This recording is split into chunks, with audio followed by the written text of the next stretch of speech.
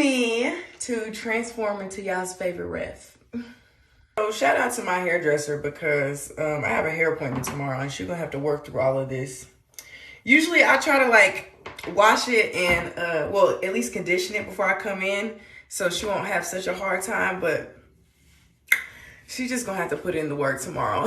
As some of you might know, a lot of y'all probably don't know, I lost my job last week, last Friday, and when it happened, I had so many mixed feelings. Like, I was relieved.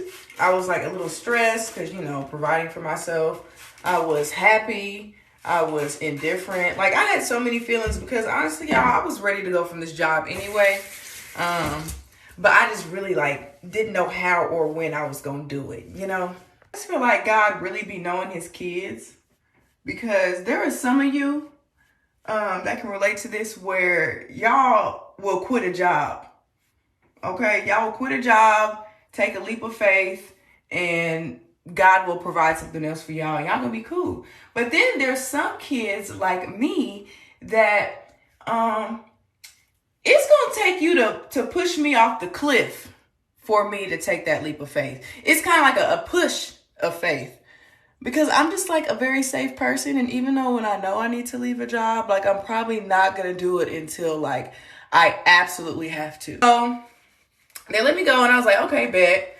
I had just had a conversation with my mom and she's basically like one of those people that would take a leap of faith and that will be perfectly fine. She, on my end, my temperament or personality, however you want to say it, is more like very anxious, very, I need everything figured out. If there's nothing to worry about, I will find something to worry about. I think I got that from my dad.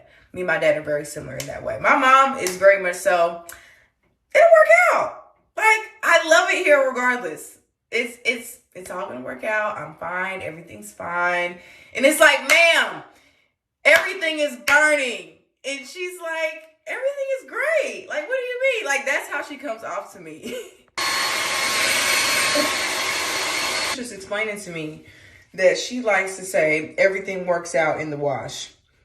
And I don't really know how to explain it, but y'all get the gist. You know, everything eventually works out, whatever. And especially like if you're a believer, like you don't have to worry about the same things that like common people worry about, you know?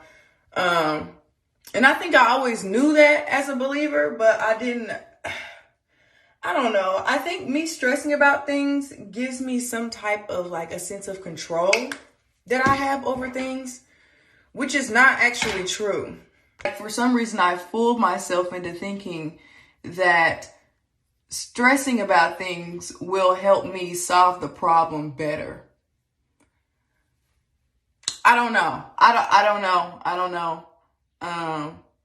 Because when problems happen and if I'm just like, oh, well, everything is going to work out, then if I have that mentality, then like maybe I won't work hard to think about my options and I'll just let everything fall apart. You know, I don't know. She really like read me like a book. I think we were at the library at this point because she was like, when has stressing about something ever changed the outcome of your situation?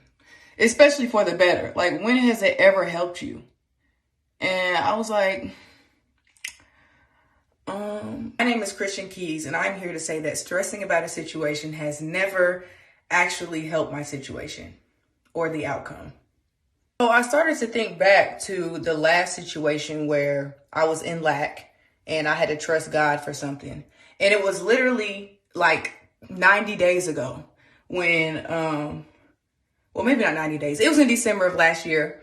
And I had totaled my car and I had to believe God that he was going to help me get a new car and help me pay off that car. I thought it was going to be cute and do this little get ready with me video, but we have 20 minutes to leave the house.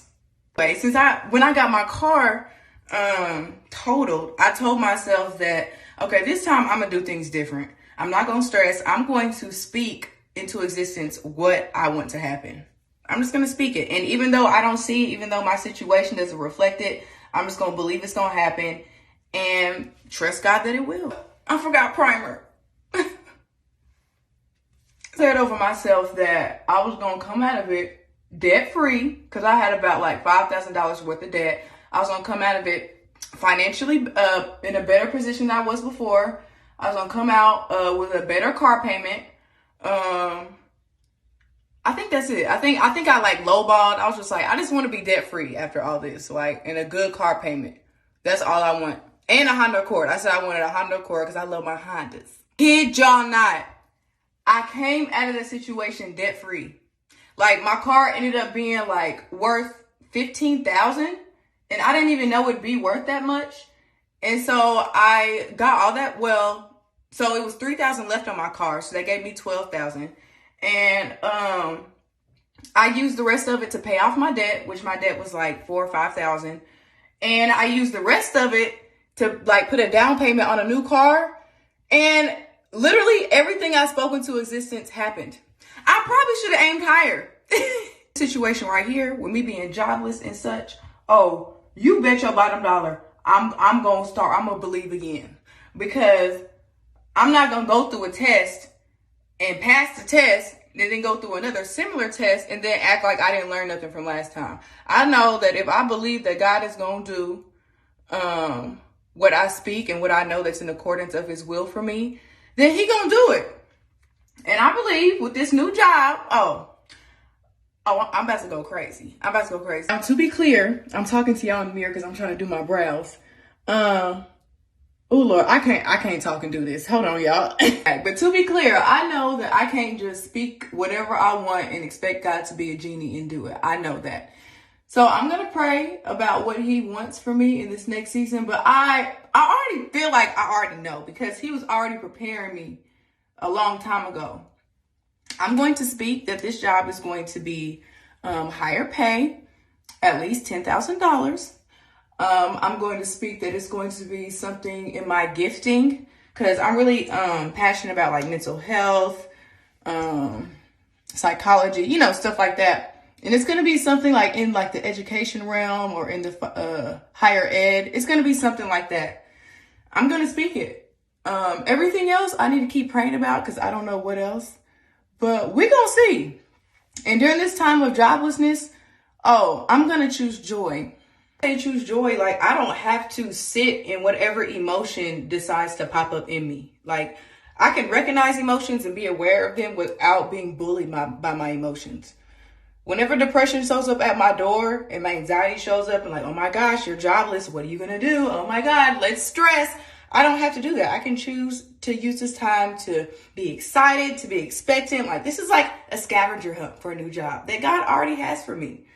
So I don't have to sit in that. This is going to be one of the best times of my life, this jobless time. Depression at this point, because I definitely got to get out of here. But yeah, since God did it before, he going to do it again. So I'm excited for this time. I'm going to keep y'all updated on how God provides during this time and what my new job is going to be. So